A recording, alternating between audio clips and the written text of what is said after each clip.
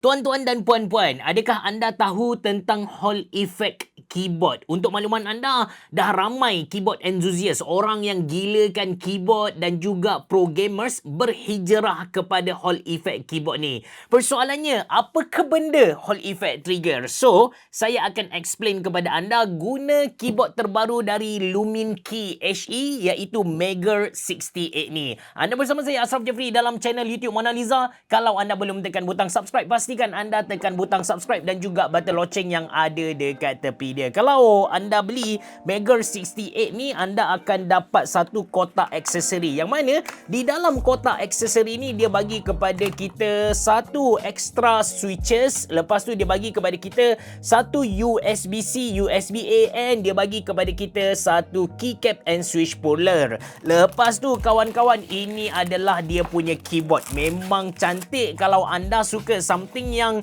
bersifat jantan, masculine. Nah, anda memang patut beli Megger 68 dari Lumin Key HE ni lah. Form factor keyboard ni adalah 65%. Kalau kita kira satu persatu key yang ada dekat keyboard ni, kita akan dapati ada 68 key. Personally, saya tak berapa minat dengan 65% keyboard sebab dia tak ada F1, F2, F3 dan seterusnya. Tapi okey lah. So far saya guna keyboard ni tak adalah typo. Dia ada dedicated key untuk arrow. Lepas tu dia ada beberapa navigation button yang mana saya akan remap kepada function lain guna dia punya software. Lagi tentang dia punya design, actually dia datang dengan 3 variasi warna. Yang saya review ni adalah Eno Champagne Gold. Anda pun boleh beli Eno Black in case anda suka warna hitam, ataupun anda boleh beli Milky White. Yang tu nampak lebih menarik lah bagi siapa-siapa yang suka kan tema putih. Dan dia punya build quality solid gila guys. Dia punya material untuk dia punya chassis ni, dia pakai anodized aluminium. Anda boleh tengok surface dia sangat-sangat clean. Di bahagian bawah ni ada branding HE. HE ni dia bukan stand for lelaki Dia bukan he, she, bukan. Tapi dia adalah singkatan kepada Hall Effect. Apakah itu Hall Effect? Kejap lagi saya explain. Dan dia punya body dia ni berat Kalau kita timbang dalam 1.18 kg, letak je di atas meja dengan dia punya rubber feet ni, memang tak akan bergerak lah. Dari segi keselesaan, yes, keyboard ni selesa guna. Kita tak perlu beli armrest ataupun wrist rest pun sebab dia punya cerun ni just nice bila kita letak di atas meja. Bahagian hadapan dia 16.5mm, manakala bahagian belakang ni adalah 30mm.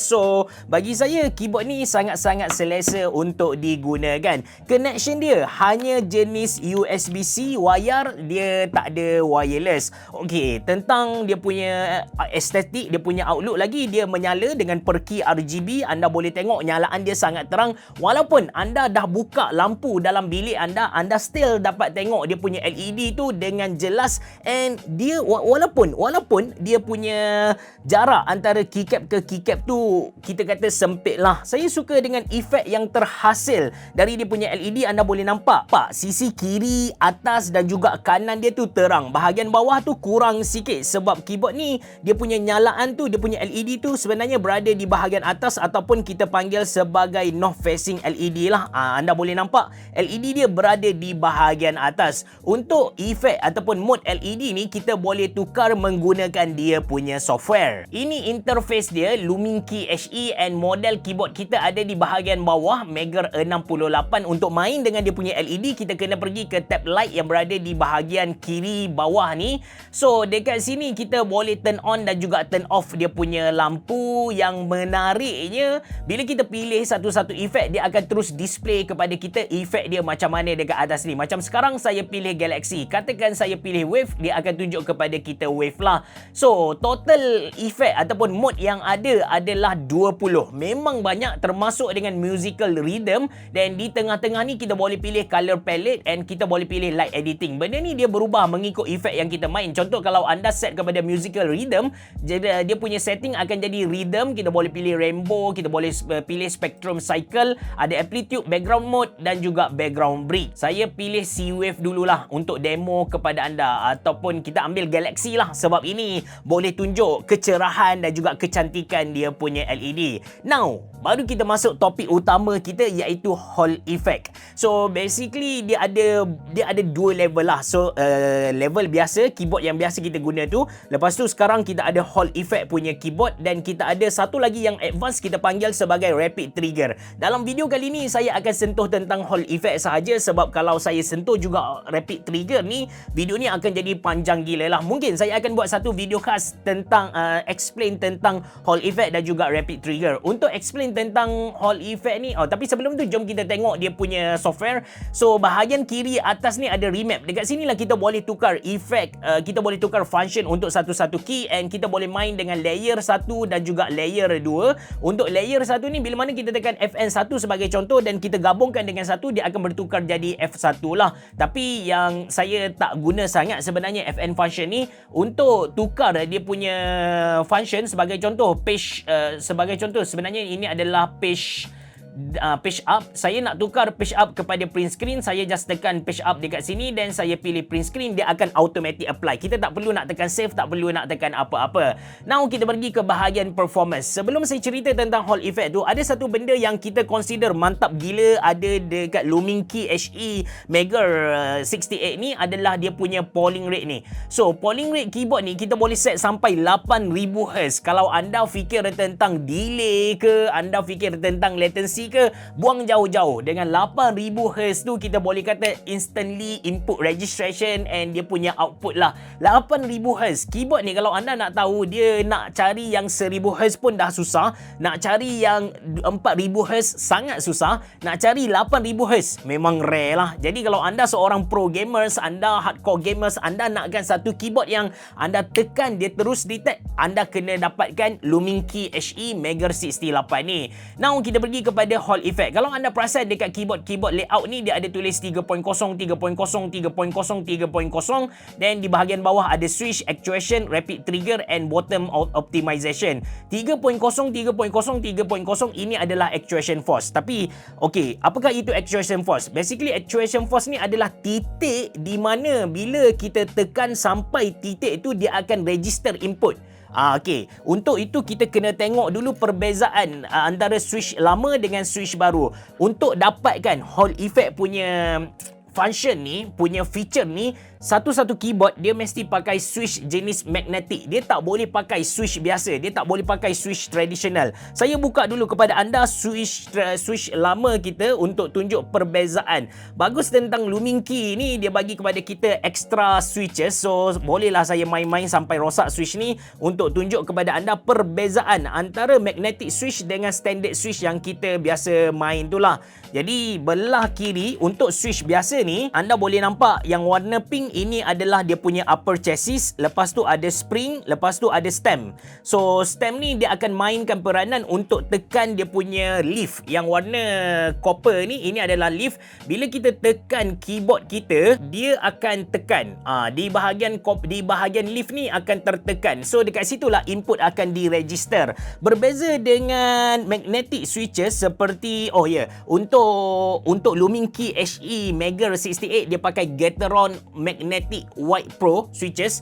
So dia punya structure switch memang berbeza. Kalau kita tengok, so ini adalah semua yang ada dekat magnetic switches, manakala ini yang ada dekat traditional switches lah. Kalau anda perasan dekat yang lama ni, saya tarik keluar sekejap. Okey, saya tarik keluar semua. Kalau anda perasan dekat yang lama ni, dia ada leaf ataupun fulcrum ni lah. Jadi fulcrum ni dia akan sambung ke mainboard. Dah rosak dah switch ni, tapi tak apa, tak ada masalah. Manakala untuk magnetic ni dia tak ada ni, dia tak ada fulcrum ni. Dia ada spring, dia ada stem. Yang warna coklat ni kita panggil dia sebagai stem. Untuk yang Gateron white, warna putih lah. Dan yang itu dia punya perbezaan. Menariknya untuk magnetic ni, saya tak pasti dalam video boleh nampak ke tak, sebab dia berwarna putih. Di bahagian bawah dia punya stem ni ada magnet. Jadi magnet ni kalau kita tengok dia ada magnet. Jadi magnet ni lah yang mampu bagi kepada kita actuation force yang berbeza. Dia macam kalau kita pakai yang lama ni, dia punya jarak katakan nak bagi anda faham, katakan dia punya jarak tu 10 meter. Bila kita tekan sebanyak 10 meter, itulah titik yang mana input akan diregister. Tapi bila magnet ni 10 meter tu dia boleh diubah jadi 1 meter pun boleh, jadi 10 meter pun boleh, jadi 30 meter pun boleh. Macam mana benda ni boleh berlaku? Sebab magnet tu kita boleh control dia punya elektrik. Kita boleh control dia punya kekuatan menggunakan elektrik lah. Jadi tolak tepi sebentar semua benda ni. Saya nak tunjuk kepada anda keyboard ni. Saya nak tunjuk tadi adalah teori, ini adalah dia punya practical. Sekarang kalau anda tengok semua button dia punya actuation force adalah 3, kecuali beberapa yang saya dah ubah lah. Kalau kita tengok dekat sini, actuation force paling rendah yang kita boleh buat dekat keyboard ni adalah 0.1, manakala paling tinggi adalah 3.5. 0.1 ni maksudnya bila kita tekan daripada dia punya keadaan rehat tu, kita tekan sebanyak 0.1, dia akan register input tu. Yang 3.5 pula kita kena tekan dalam-dalam sampai 3.5 mm barulah dia detect satu-satu input. Saya bagi contoh macam N dan juga M ni. So N saya dah tetapkan dia punya actuation force kepada 0.1, manakala M saya letak kepada 3.5. Jadi bila untuk N ni saya tukar dulu light kepada single point supaya anda lebih jelas. Alright. Performance. Bila N ni saya tekan sikit je dia akan menyala sebab ada input register lah. Saya tekan sikit je, nampak tak? Dia dah menyala dah dekat sini. Saya tekan sikit je tu. Tapi kalau M saya kena tekan banyak. Nampak? Saya tekan banyak baru dia register input. N sikit sebab 0.1 sahaja. Kalau jari just sekadar macam sentuh je. Macam sentuh sikit je dia dah detect dah. Tapi kalau M ni kita kena tekan sampai habis. Kita kena tekan sampai habis. Saya tunjuk kita tekan slowly, tekan dalam lagi, baru dia detect.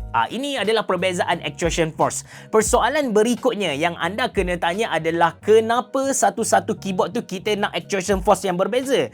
Dia sebab penggunaan yang berbeza. Bila kita main game, kita nak dia sangat-sangat sensitif. Kita nak yang sangat-sangat sensitif, so kita set dia punya actuation force kepada 0.1 ataupun sebenarnya kebanyakan orang yang saya tahu kalau kita baca forum pun orang set kepada 0.4 lah. Itu titik yang paling rendah. Kalau 0.1 terlampau sensitif, dia jadi tak best juga. Tapi bila kita nak type, kalau kita nak type takkan kita nak set 0.1. Kita mungkin set kepada 1 mm ke, dia lebih bagus, lebih praktikal. Kalau anda marah sebagai contoh, anda nak hentak keyboard betul-betul, nak tunjuk kepada bos yang anda betul-betul buat kerja, dan kita set kepada 3.5 memang pam macam tu lah tekan keyboard ni kan. So itu adalah tentang Hall effect. Manakala untuk rapid trigger, dia menggunakan teknologi Hall effect tadi, magnetic switch tadi, tapi dia lagi detail. Macam saya pilih CSGO sebagai contoh, anda Valorant, CSGO, FPS, kejap kita tukar.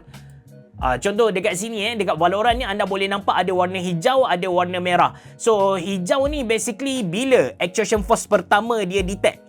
Bila dia detect. Manakala yang merah ni adalah bila mana dia release. Benda ni macam saya cerita tadi, nanti saya akan buat satu video khas explain kepada anda apakah itu keyboard Hall effect rapid trigger. Dia dua benda yang sebenarnya dia dalam satu kategori, satu topik yang sama lah, tapi dua benda yang berbeza. Jadi ini adalah ini adalah basically kalau kita nak rumuskan balik kenapa kita nak pakai magnetic switches, kenapa kita nak ada Hall effect ni adalah untuk kita manipulate, untuk kita ubah dia punya actuation force tu. Kalau pakai traditional switch, benda tu kita tak boleh ubah. Nak ubah kita kena beli switch yang lain lah. Jadi guys, ini adalah waktu yang ditunggu-tunggu. Ini adalah typing test untuk Luminki HE Mega 68 yang guna Gateron Magnetic White Pro switches.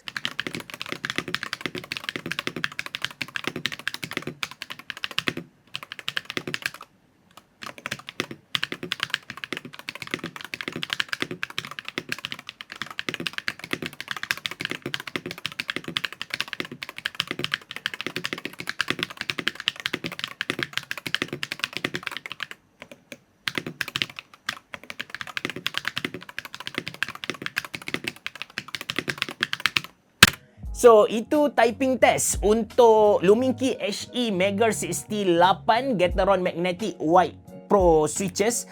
Dia punya bunyi tu dalam kategori cluck. Bagi saya bunyi dia balance, sedap sebab mereka dah pun mode macam dia punya key-key yang besar panjang, dia punya stabilizer pun mereka dah baiki. Even switch-switch ni mereka dah pun loop kepada kita. Typing experience dekat keyboard ni sedap. Walaupun dia pakai sandwich structure, sepatutnya keras kekong orang Kelantan kata, tapi still selesa untuk kita guna. Dia tak menyakitkan hujung-hujung jari kita ni.